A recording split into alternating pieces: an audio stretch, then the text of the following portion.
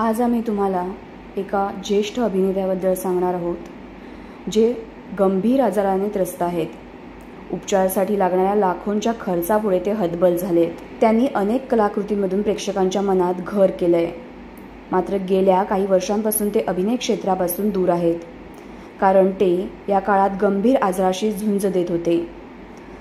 नुकतेच त्यांना लीलावती हॉस्पिटलमध्ये दाखल करण्यात आले असून सेप्टिक इन्फेक्शनमुळे त्यांच्यावर 10 लाखांहून अधिक खर्च करण्यात आला।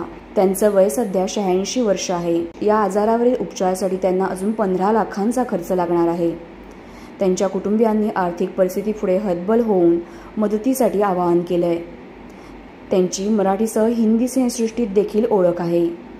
ते एका मालिकेमुळे घराघरात लोकप्रिय झाले होते आणि आज त्यांना त्यांच्यावर उपचारासाठी मदत मागावी लागतेय। हे ज्येष्ठ अभिनेते आहेत सुधीर दळवी।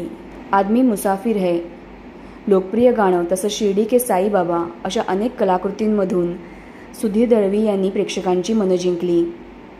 शिर्डी के साई बाबा या मालिकेमुळेच ते अधिक लोकप्रिय झाले। सध्या त्यांना मदतीची गरज आहे। तुम्ही तुमच्या भावना यावर कमेंटमध्ये व्यक्त करू शकता आणि SB मराठी एंटरटेनमेंट चॅनलला लाईक, शेअर आणि सबस्क्राईब करा।